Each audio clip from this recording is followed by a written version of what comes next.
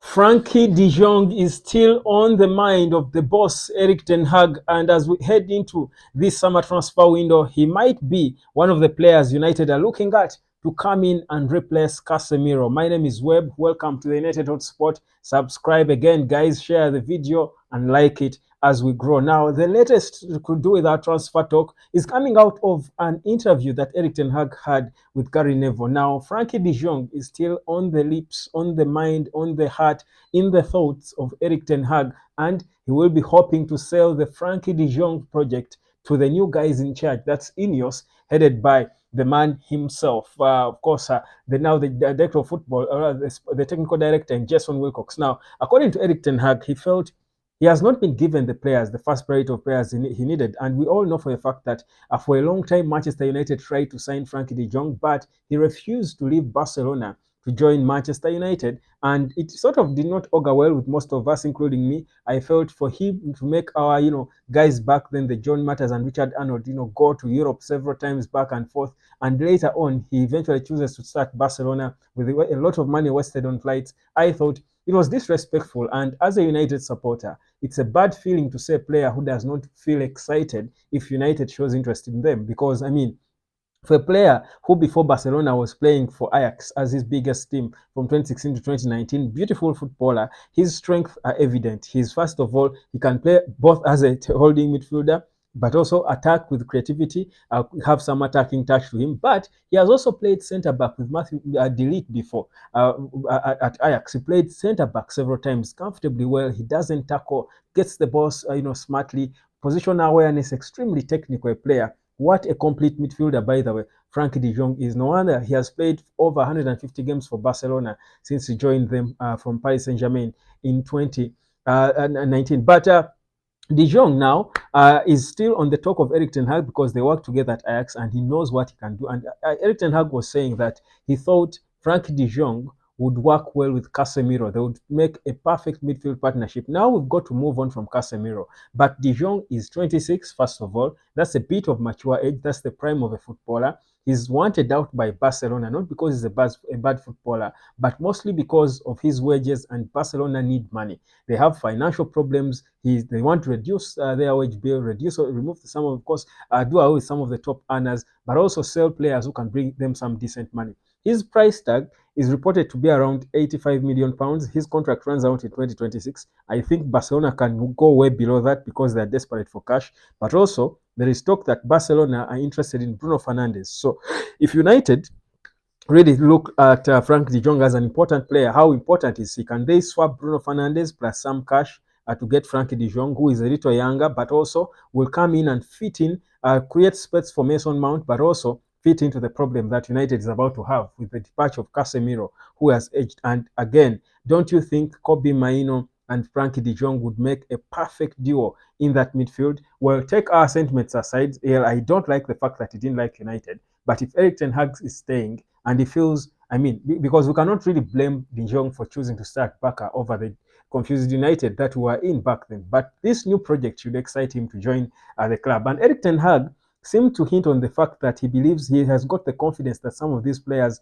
would be excited to play for Man United. He said most players would be excited to play for a promising Manchester United. That's why he's so confident that we can sign some of these players. So Frankie De Jong is obviously now back as a contender to come and join Manchester United in the summer. He's back on the radar. He could be the one United. And by the way, if you look around the midfielders that United has been linked with, he might be one of the top priorities. In Joao Neves, of course, now he's ahead in terms of the manager, Erik Ten Hag. Frankie De Jong, he has always been. Then Joao Neves is 100 million plus. Frankie De Jong is is what could be one of the top priorities that United has in that position because those players are so expensive. But with his technical ability, the fact that he worked with Erik Ten Hag before, he was part of that amazing Ajax team. I think for me, it wouldn't be the worst of ideas. If Barcelona indeed are interested in Bruno, it wouldn't be the worst of swap deals. Give them Bruno, get De Jong, who is younger, wanted by the manager, partner De Jong with Kobbie. He's a little older. He's more experienced than Kobbie. He has played a different game. He has played with Erik Ten Hag before. He's an extremely tactical player, technically gifted, can play different roles, plays from the deep, but knows how to balance, goes on the attack and supports the attack, then comes back. He's extremely smart. He's a complete midfielder, by the way. Him and Kobbie, I think, would create something magical in the midfield of Manchester United. So we can bury our issues with him because honestly, even if it were me, I'm a Barcelona player, important, wanted by Barcelona, I'm a starter. The confused Manchester United with the Richard Arnold and John Matters, I can't imagine what discussions they had with him that did not convince him to leave, and probably they did not even know how to sell the project to him properly. No wonder he refused to join the club. So honestly, for me, I think we can give it a chance and see what could happen. But Erik Ten Hag seems to be slowly getting more confident. By the way, at this point, I'm convinced that Erik Ten Hag is not going to be sacked. Whether FA Cup is won or not, at this point, I can see what INEOS are doing, giving him out to do interviews with the same people who are bashing him and calling for his head. I can see that INEOS are now trying to get the fans along. They are doing it in a subtle way. They are trying to be transparent. Remember, INEOS made it clear when they were coming in that their approach was going to be involving fans in whatever they do. Now, the fact that they are actually putting Erik Ten Hag out there to be doing interviews, for me, it shows me that they already made up their minds that he's going to stay, which is okay, because there are not so many good options around in terms of manager. So they are willing to back him and support him and see what the best he can do with this team. He seems to be determined to prove himself, to show the supporters, and I love his grit. It takes a stoic character to be able to do what Erik Ten Hag is doing. Someone else would have given up and said, you know what, resign and all. But I like the fact that he's willing to fight and prove to himself that he's a good manager. The questions asked, he's believing in what he does, and now he's speaking of players that he has wanted as his first priorities. And Frankie De Jong, who is not settled at Barca, is one of them. Now the issue with De Jong would be his wages, but of course, whereas Manchester United wants to cut down on the wage bill, I think there will be a few players who will still earn a lot. De Jong earns about 350,000 euros per week at Barcelona. Now Barcelona, we know that with their financial issues, very soon won't be able to afford him. So that's the opportunity we have. If we can swap a player from United they are interested in and get De Jong, it would make sense. But also, Barcelona could be, it was reported they're interested in Mason Greenwood. If indeed we want to let go of Mason Greenwood, give him over to Barcelona and get De Jong in a direct swap deal, that would be business, because De Jong would immediately solve the biggest problem that United is going to have when Casemiro leaves the club. So that's where we are at the time. But I'm imagining a midfield, guys, of De Jong sitting at the base, then Kobbie up front next to him. Because of his utility, Erik Ten Hag seems to have a plan for him. Mason Mount, when he's fully fit, we can give Mason Mount room somewhere. I think if Bruno left the club, which is possible, guys, if De Jong is going to come in, it's possible that Bruno could leave the club. I still think there is a chance that we can see the best of Mason Mount, because we are yet to see it.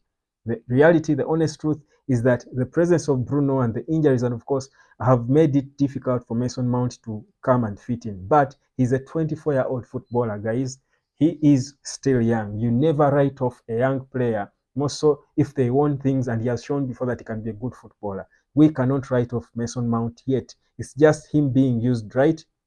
And Erik Ten Hag seems to have a plan for him. If they trust him to stay, certainly we shall see the best of Mason Mount. That is if he can be lucky to become fully fit again. So that's the situation with Manchester United, and it doesn't look worrying at all for me. It looks progressive. The players we're linked with look progressive, and I feel like we are beginning to find solutions for what was expected to be a very difficult summer transfer window. I believe INEOS might be on top of it, and Erik Ten Hag is hugely involved. Let's wait and see what's bound to happen. My name is Webb. This is the United Hot Sport. Let me know what you think in the comment section, whether you think we should go ahead and sign Frankie De Jong. Forget about this Joao Neves. I said the price tag of Frankie De Jong.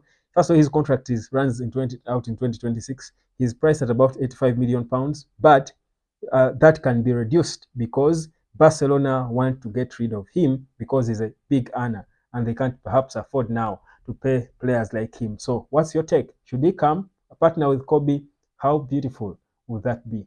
Subscribe and I'll catch you later.